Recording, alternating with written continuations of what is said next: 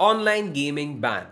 कुछ महीने हुए हैं इस बैन को इंट्रोड्यूस होते हुए, इस बिल को इंट्रोड्यूस होते हुए, और उतने ही टाइम में इतना नुकसान हो चुका है रियल मनी गेमिंग सेक्टर का, स्पोर्ट्स सेक्टर का, जो भी लीग की मैच है, सीरीज जो छोटी मोटी इंडिया में होस्ट की जाती थी, स्ट्रीमिंग प्लेटफॉर्म्स का, बैंक्स का भी नुकसान हुआ है। उनके पेमेंट गेटवेज पे हर ट्रांजैक्शन पे जो उनको टैक्स मिलता था वो अभी नहीं मिल रहा है, और तो और गवर्नमेंट का भी नुकसान हुआ है। इतना सब कुछ हो गया और सेंट्रल गवर्नमेंट के इस बिल, इस डिसीजन के अगेंस्ट खड़े हुए कुछ एप्स। अब ये एप्स ने कोर्ट का रास्ता चुना। शुरुआत की थी हाई कोर्ट से और अब ये पहुंचे हैं सुप्रीम कोर्ट में, और सुप्रीम कोर्ट में खुद के लिए जस्टिस मांगने की कोशिश कर रहे हैं। तो इतने दिनों तक एक तरफ थी सेंट्रल गवर्नमेंट, तो दूसरी तरफ थे ये सारे रियल मनी गेम्स वाले जिन्होंने पिटीशन फाइल की थी। बट एक नया खिलाड़ी आ चुका है मैदान में जिसका नाम है कर्नाटका स्टेट गवर्नमेंट, और ये भी सेंट्रल गवर्नमेंट के इस डिसीजन को लेकर अपोज करने की कोशिश कर रहे हैं। अब मेरे पिछले वीडियो में मैंने इस चीज के बारे में बात की थी, कर्नाटका गवर्नमेंट क्या चाहती है, क्या उनके डिमांड्स हैं। बट कुछ नए अपडेट्स मिले हैं जो मुझे लगता है आपको जानना बहुत जरूरी है,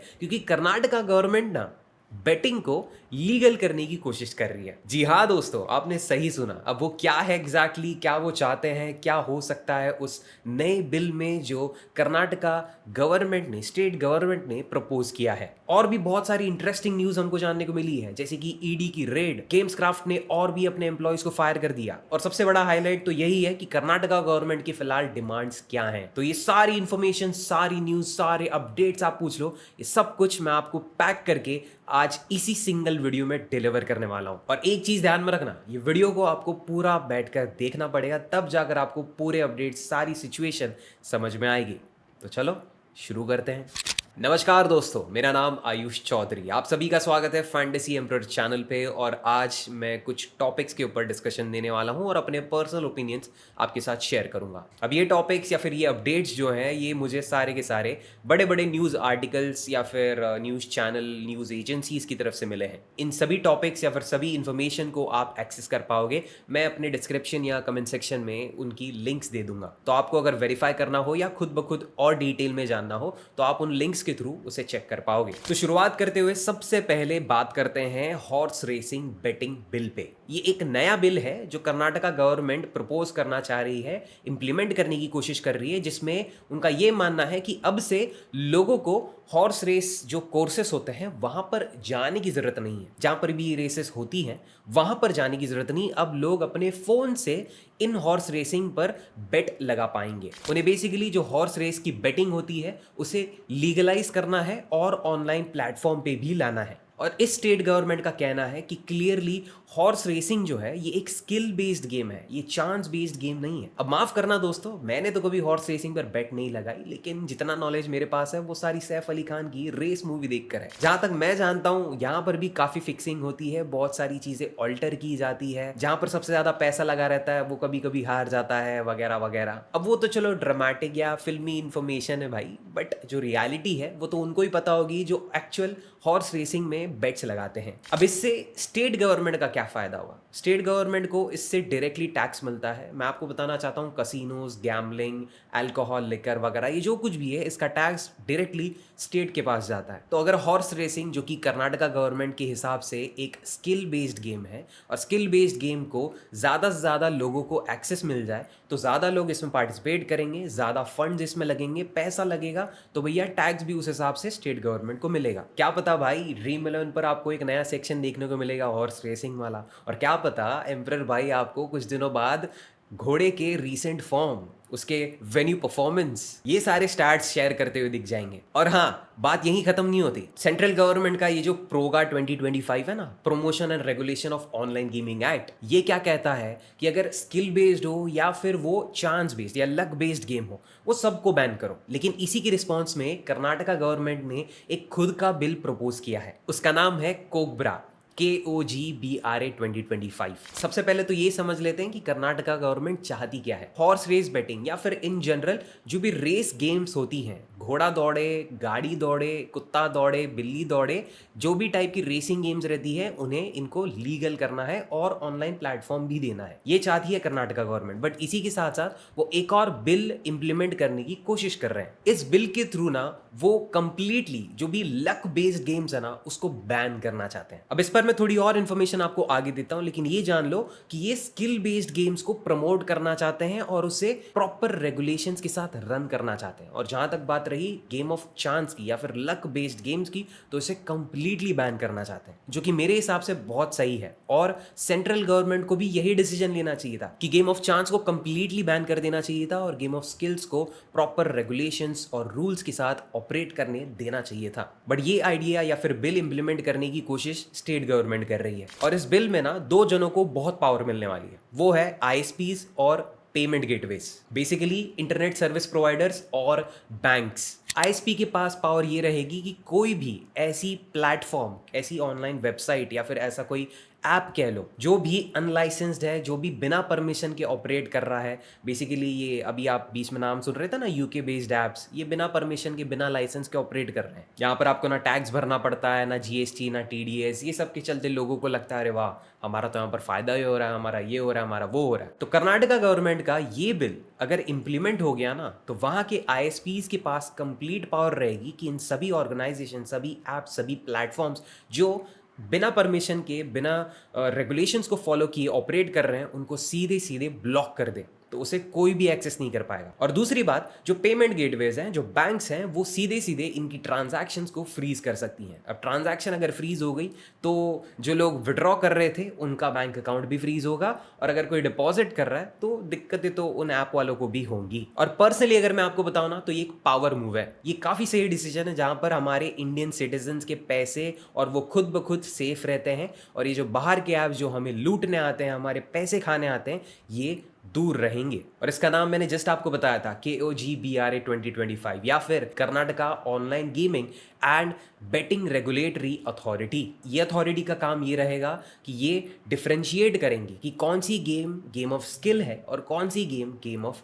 चांस है। तो जो भी गेम ऑफ चांस है उसे कंप्लीटली बंद कर देंगे, और जो भी गेम ऑफ स्किल्स है उन्हें रेगुलेशंस के साथ प्रमोट किया जाएगा या फिर उन्हें अच्छे से ऑपरेट करने दिया जाएगा। तो कर्नाटका गवर्नमेंट की विजन इस पॉइंट तक तो काफी सही लग रही है, बट एक चीज आपने नोटिस की, कर्नाटका गवर्नमेंट किसी भी चीज को कंप्लीटली बंद नहीं करना चाहती। जो गलत चीज है उनको बंद करना चाहते हैं, वो तो मैं अग्री करता हूं, लेकिन जो चीजों को सही तरीके से ऑपरेट किया जा सकता है, थोड़े उस पर स्ट्रिक्ट रेगुलेशंस या रूल्स लगाकर उसे मेंटेन किया जा सकता है, जिससे सभी का फायदा होगा, यूजर्स का भी, गवर्नमेंट का भी। तो मेरे हिसाब से ये सबसे बढ़िया डिसीजन है, क्योंकि आप जब किसी भी चीज को सडनली बंद कर दोगे तो लोग उस चीज का रिप्लेसमेंट ढूंढने की पूरी कोशिश करेंगे। और फिलहाल जो रियल मनी गेम्स बंद हो चुके हैं, तो आप देख रहे होगे टेलीग्राम पर, यूट्यूब पर, सब जगह खुलेआम बेटिंग प्रमोट हो रही है। वो क्यों हो रही है? क्योंकि अभी कोई ऑप्शन ही नहीं बचा। ये यूके बेस्ड फैंटेसी ऐप्स अभी क्यों पैसा कमा पा रहे हैं? क्योंकि हमारे सारे इंडिया के फैंटेसी ऐप्स बंद हो चुके हैं। ओपिनियन ट्रेडिंग के लिए भी कुछ फेक ऐप्स आए हैं जहां पर लोग अपने पैसे गंवा रहे हैं।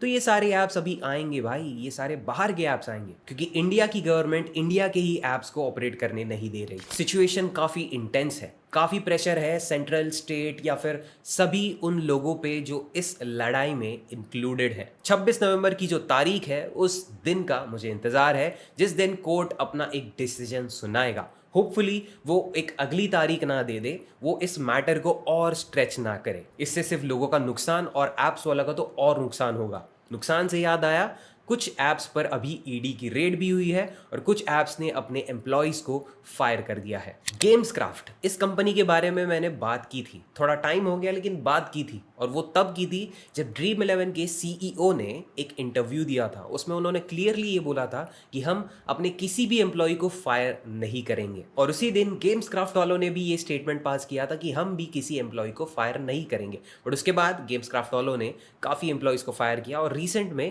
उन्होंने कम से कम 400 एम्प्लॉयज़ को फायर किया है। अब मुझे नहीं पता कि गेम्सक्राफ्ट में कितने ज़्यादा लोग काम करते हैं, लेकिन जितने भी करते हैं उसमें से आधे से ज़्यादा लोग तो अब तक निकल चुके हैं। और सबसे बड़ी बात तो ये है, गेम्सक्राफ्ट और विंजो पर हुई है ईडी की रेड। और ये रेड इसलिए हुई थी क्योंकि बहुत सारे ऐसे टिप्स मिले थे ईडी को, ये कहते हुए कि इन ऐप वालों ने अपने एल्गोरिदम में, अपने ऐप्स में ना कुछ चेंजेस की थी, जिस वजह से यूजर्स का नुकसान होता था और ये ऐप्स जीतते थे, ये ऐप्स ज़्यादा पैसा कमाते थे। तो फिर एल्गोरिदम के साथ या फिर ऐप के साथ छेड़खानी करने के सस्पिशन को लेकर ईडी ने रेड की, और जब उन्होंने रेड की तो उन्हें मिले कुछ क्रिप्टो करेंसी के वॉलेट्स, कुछ ऐसे वॉलेट्स जहां पर करोड़ों की क्रिप्टो करेंसी स्टोर्ड है। तो उसमें ईडी का ये भी कहना है कि क्रिप्टो करेंसी की लॉन्ड्रिंग भी ये कर रहे हैं, क्योंकि इतना सारा अनरेगुलेटेड क्रिप्टो किसी के पास होना ये लीगल तो नहीं है। अब ये देखो, ईडी की रेट जो पड़ी है ना, ये कंप्लीटली अनरिलेटेड है ऑनलाइन गेमिंग एक्ट को लेकर। ये तो पर्सनली ऐप वालों का प्रॉब्लम है, ये खुद में क्या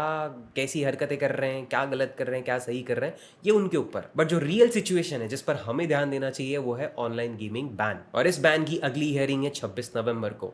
एग्जैक्टली ऑनलाइन गेमिंग बैन पर कोई भी अपडेट नहीं आया है। कोई भी ये नहीं बोल सकता कि ड्रीमलैंड कब चालू होगा और कब बंद होगा। तो इसलिए इंटरनेट पर कोई भी आपको ये कहते हुए दिखे कि यार 4 दिन बाद चालू होगा, 26 तारीख को आपको डायरेक्ट पेमेंट गेटवे मिल जाएंगे, 30 तारीख को मिल जाएंगे, तो देखो किसी की बातों में नहीं आना है। क्योंकि जैसे ही पेड कॉन्टेस्ट चालू होंगे तो ऐसा तो नहीं होगा कि आपके फ़ोन में वो दिखाई नहीं देगा, कोई आपको बताएगा तो ही आपको पता चलेगा।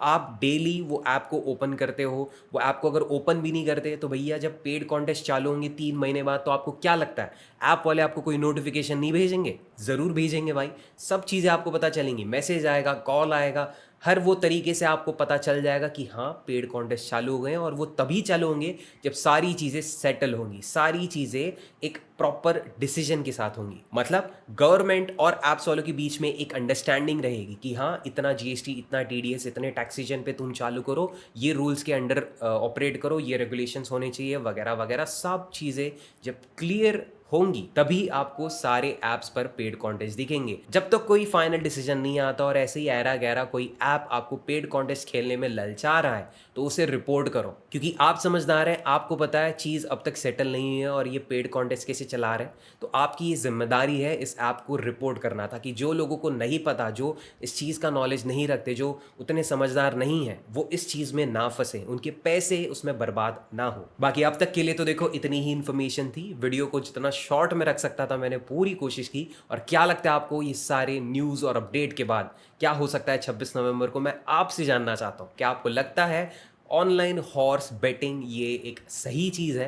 क्या ये लीगल होनी चाहिए? क्या फिर ये ऑनलाइन सबको इसका एक्सेस मिलना चाहिए? क्या ग्रोथ हो सकती है इस मार्केट की, या फिर इस पर कोई ध्यान नहीं देगा? क्या लगता है आपको? कमेंट सेक्शन में मुझे ज़रूर बताना। वीडियो अगर आपको पसंद आया हो तो लाइक करते हुए जाना और शेयर करना अपने उन दोस्तों के साथ जिनको प्रॉपर न्यूज़ की ज़रूरत है और इस वीडियो में शायद उनको मिल जाएगी। बाकी मैं मिलूंगा आपसे अगले ही ऐसे इन्फॉर्मेटिव वीडियो में। तब तक के लिए take care and bye bye.